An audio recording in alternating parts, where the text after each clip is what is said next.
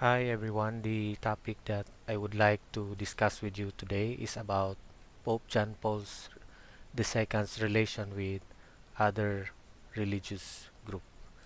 So as an introduction, let us now discover the emergence of Pope John Paul II as one of the most influential interfaith figures of the 20th century aside from Pope Paul VI and Pope John the 23rd, his predecessors who really wanted to reach out to people of different religions. So during his time as a pope, whenever he goes, he made a point to meet other religious leaders. Indeed, he was really deeply involved in ecumenism and interreligious dialogue. So let's start with understanding what is ecumenism. So the idea of ecumenism. Ecumenism is a vision, a movement, a theology, and a mode of action. No? It represents the universality of the people of God and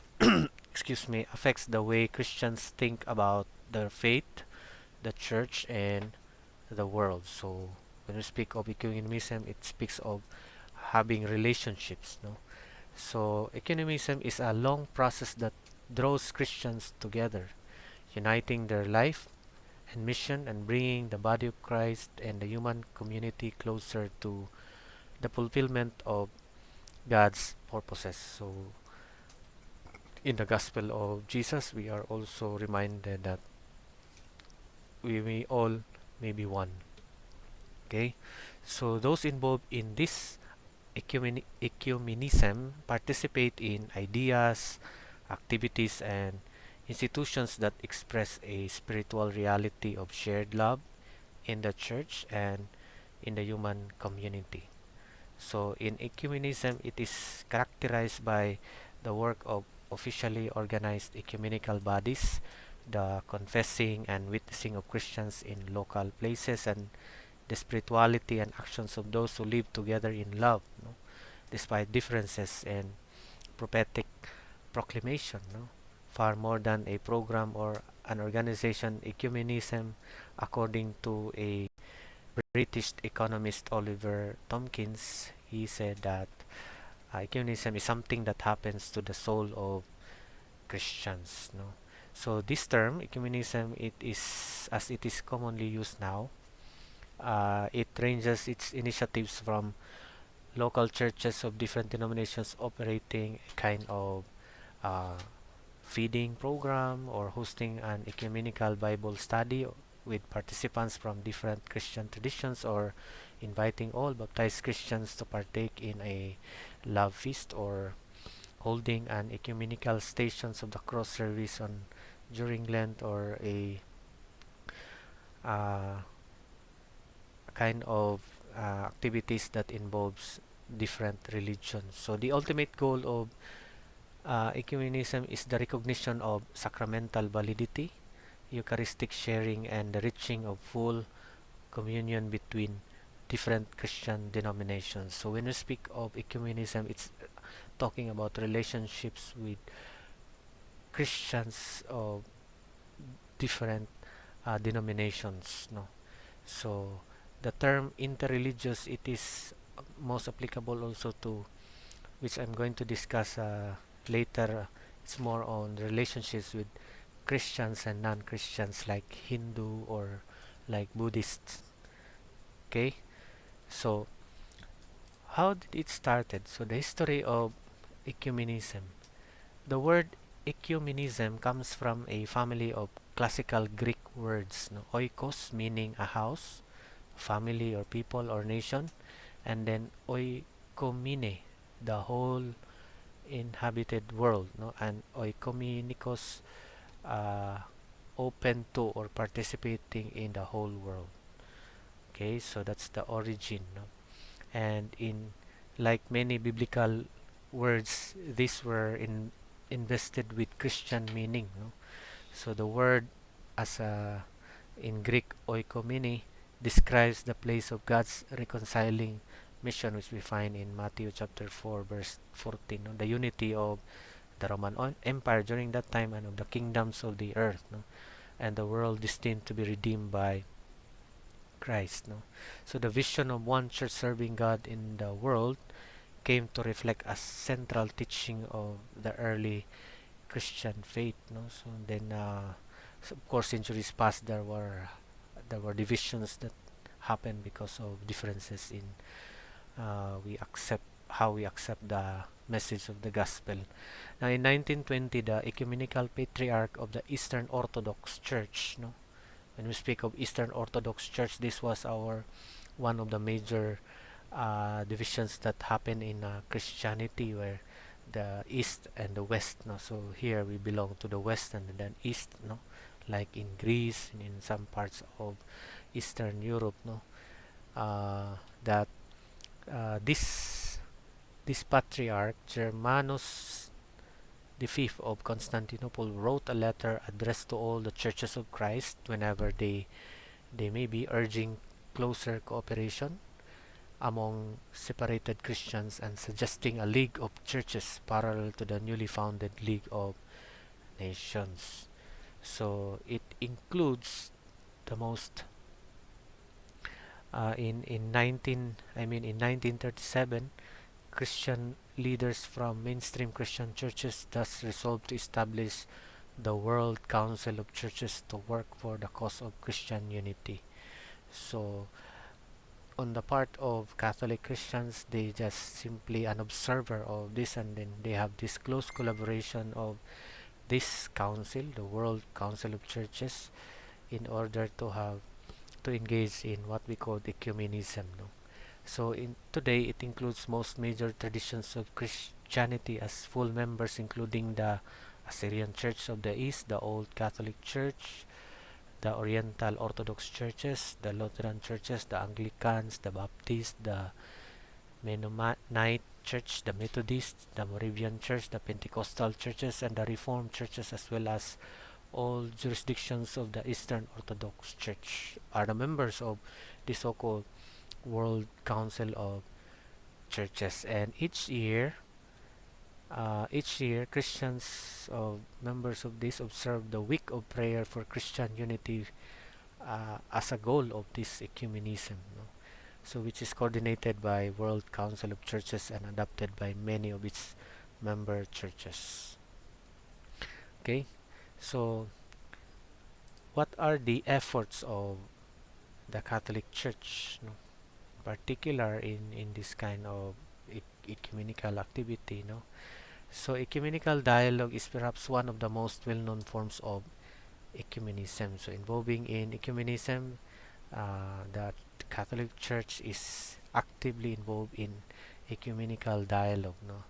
It is particularly with the Orthodox and other churches from the East, as well as with many Reformation and post-Reformation communities of the West, no? Such as the Lutherans, the Anglicans, the Baptists, the Methodists, the Disciples of Christ, the Pentecostals, and Evangelicals, no? So this dialogue shows that the degree of communion in faith between the Catholics and other Christians can vary quite strikingly from one dialogue partner to another, no? At the same time, dialogues have demonstrated a profound unity concerning many of the most central doctrines of Christian faith, like the interpretations of the Bible. There is close collaborations with the World Council of Churches, no? And the church also engaged in prayer and spiritual renewal of and or conversions are being called the souls of the ecumenical movement. In the encyclical letter written by Pope John Paul II entitled Ut Unum Sint, no, that all may be one, describes how praying together with other Christians not only acknowledges our need for aid of God in order to arrive at full communion, but also brings home in a very humanly moving way the extent to which we already are united with our separated brothers and sisters. So common prayer finds an especially strong expression during the annual octave of prayer for Christian unity. So the Catholic Church also praying for Christian unity, you know. So the years following Vatican II have been seen increased cooperation by Catholics with other Christians in acting together so that the values of the gospel have a concrete effect upon the conditions of society, as what is said in the gospel, that all may be one. Okay, so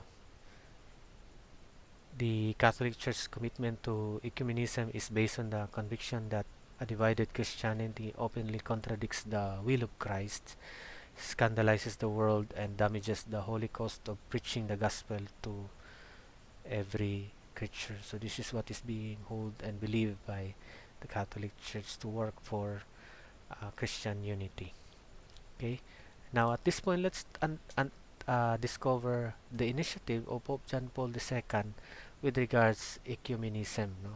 So that's why we have these ecumenical initiatives of Pope John Paul II.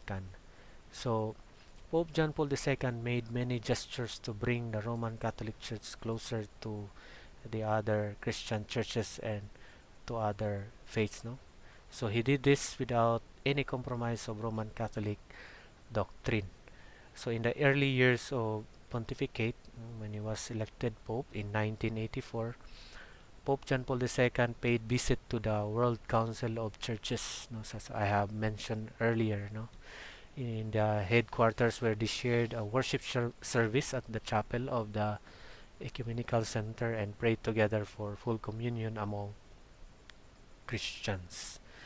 Okay, so he was not only following the steps of his predecessor, Pope Paul VI, who had also visited the headquarters of World Council Churches in 1969, but also his own commitment to the one ecumenical movement. So, through his revolutionary encyclical on Christian unities, as I have mentioned, that encyclical letter entitled Aut Unum Sint, it was written in 1990. Pope John Paul II invited other Christian leaders to help redefine his ministry as a pope, something that had never been done before. No? And in one of his speech in Athens, when he was visited Athens in 2001, Pope John Paul II re-emphasized the importance that he gave to friendship between the churches. No? He said division between Christians is a sin before God and a scandal before the world. No? It is a hindrance to the spread of the gospel because it makes our proclamation less credible. No? The Catholic Church is convinced that she must do all in her power to prepare the way of the Lord and to make straight his path as found in Matthew chapter 3 verse 3, and the church understands that this must be done in company with other Christians, in fraternal dialogue, in cooperation, and in prayer.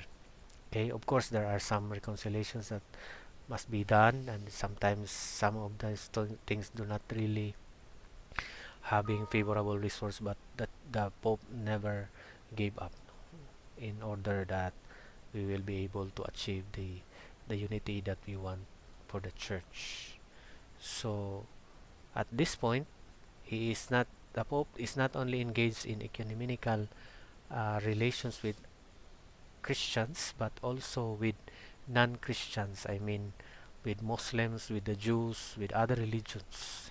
But that term is properly called interreligious dialogue. So what is interreligious dialogue? According to Sunday Falls, no, interreligious religious dialogue is a challenging process by which adherents of differing religious traditions, this time, no, you really have different faith, no, in other Christian denominations. At least we understand that we believe in the Son of God, Jesus Christ, but this time we are talking about God in general, because we have different names about God. Like for Muslims we call it Allah, like in Hindu we call it Brahman. No? So that's why this encounter with each other in order to break down the walls of division that stand at the center of most wars. No, like Christians fighting with Muslims, Muslims fighting with the Jews. No, so the objective of interreligious dialogue is peace. No, so again it is a challenging process by which adherents of differing religious traditions encounter each other in order to break down the walls of division. No? So it has many, this interreligious dialogue that I have mentioned has many phases. No? Two people can come together and share the aspects of their respective faiths and struggle to understand that what is foreign. So that's already a kind of interreligious dialogue. Or theologians can write papers, publish in journals, and convene to discuss the finer theological issues related to interreligious dialogue. Or perhaps members of one faith tradition can join with members of another religion to improve a neighborhood. Suppose the world's political leaders met to investigate the other's most basic assumption about the world and what human beings are doing here. Or just simply a kind of peaceful coexistence that you are living in one geographical area. Christians having close relationships with Muslims, they are neighbors and then working together for sustenance of their life. That's already kind of interreligious dialogue. So these are examples of as form of interreligious dialogue, and what is most crucial in such encounter is that the participants lay aside attempts to evangelize what is always accompanied by an attitude of exclusive superiority. No? So we have to remain humble in dealing with our persons with different faith. No?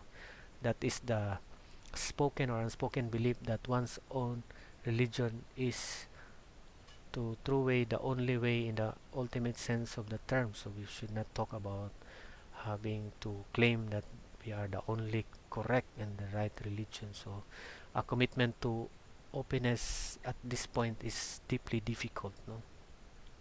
So there are of course guidelines in or methods of this so-called interreligious dialogue. No, we have it should be a two-way communication. One is speaking, the other is listening, and then vice versa. No?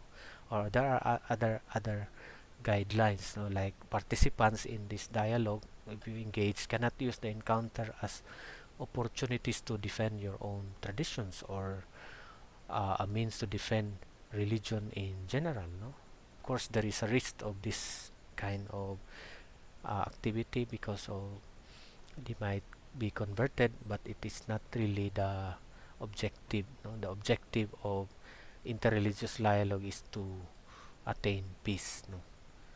Okay, so the history. No? When the city started.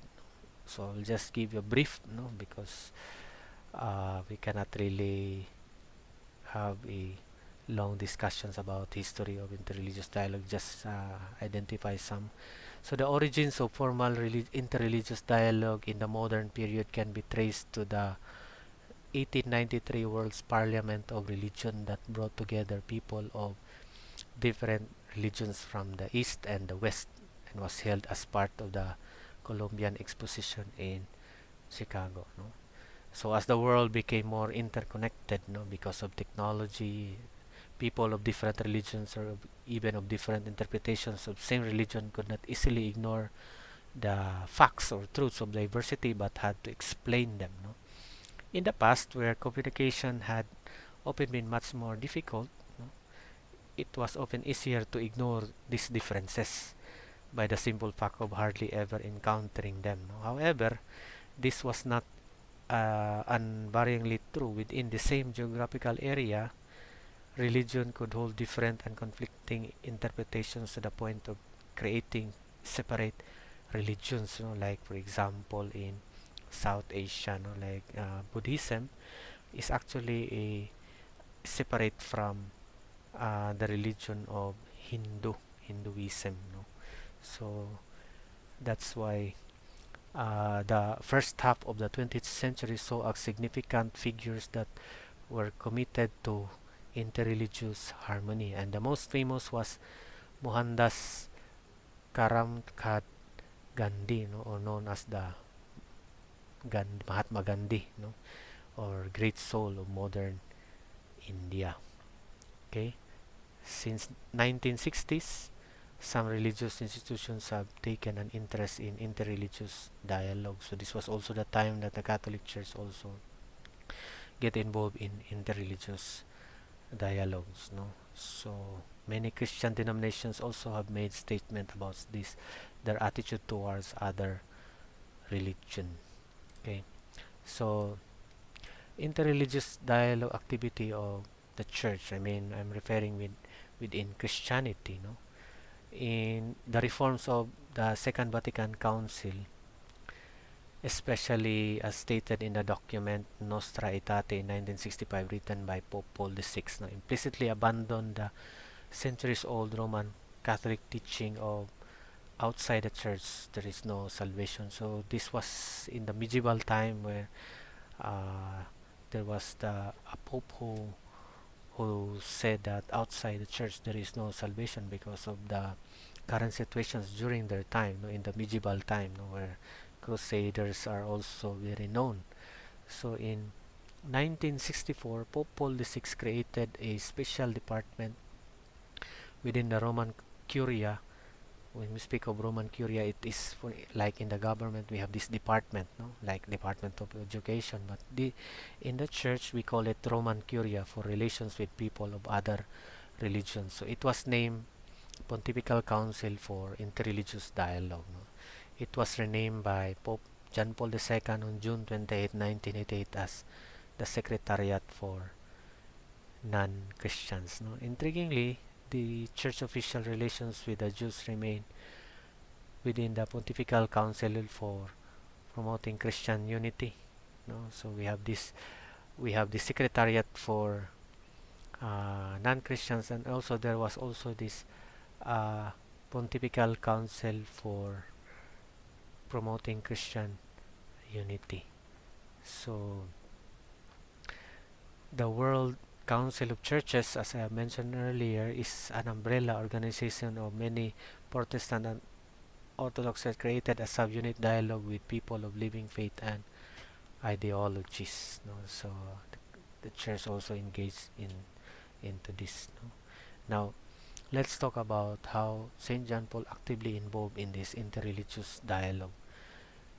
In 1986 at Assisi, Pope John Paul II organized a day of prayer for world peace, no, and it is participated by more than 150 representatives, meaning these are religious leaders of the world's major religions, including the Dalai Lama, the Archbishop of Canterbury, the American Indian smoking a pipe of peace, and even African spirit worshippers, no.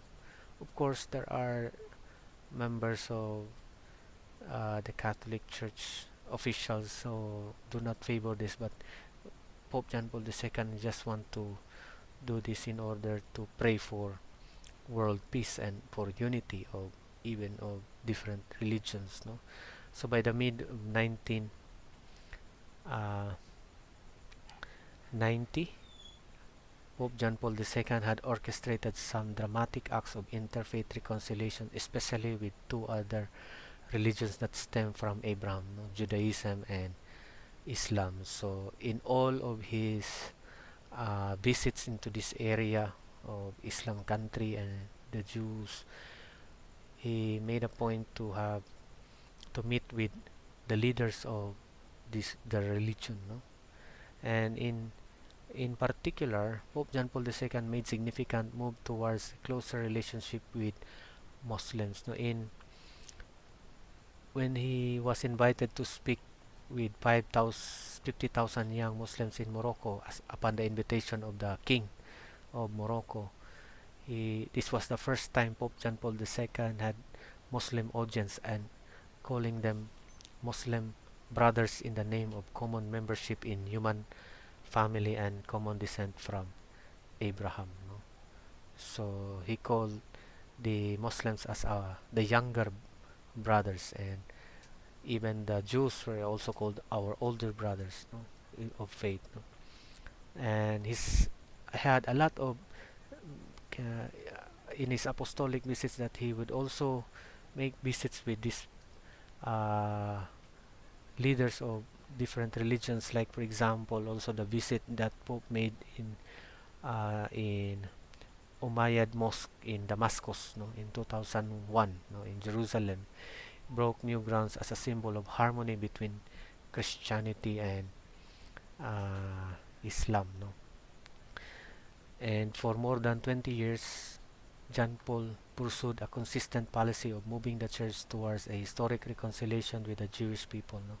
So he was the first pope to visit a Jewish synagogue and even Auschwitz, no? The place in his home country, no? He was the only pope, the first pope to visit this concentration camp made by the Germans. So he made a dramatic apology for a history of Christian anti-Semitism, and throughout his papacy spoke strongly against any form of anti-Jewish sentiment. So way back when he was still a kid, no, he played with the Jewish. So and when he became pope, they surprised him. But his first audience was his friend who is a Jew, no, invited to eat with him at the Vatican, no, which uh, and Pope John Paul II really said that we hope that the Jewish people will acknowledge that the Church utterly condemns anti-Semitism and every form of racism as being altogether opposed to the principles of Christianity. And he urged everyone that we must work together to build a future which there will be no more anti-Judaism among Christians or anti-Christian sentiment among the Jews. Okay, so for our reflections, let's reflect on what St. John Paul began said, that by dialogue we let God be present in our midst. For as we open ourselves to one another, we open ourselves to God. So let this be a reminder in dealing with diverse uh, religious belief. No? So dialogue is the best way to settle misunderstanding and conflicts. So when we speak of interreligious dialogue and ecumenism, it is not just about encountering and exchanging of ideas, but being together to pray uh, and also work for uh, justice and also peace. No? So from the experience of gathering different religions, I'm referring of the World Day of Prayer for Peace. No? It is a reminder that prayer is still the best weapon to attain peace. So never cease to pray and let the time heal all wounds. No? And we have to develop, continue to love peace, because peace must begin deep within ourselves. So that's all for my discussion about this topic. If you have questions or clarifications, feel free to message me, and don't also forget to like and subscribe, support this uh, YouTube channel that I have created. You may also share. So thank you for listening.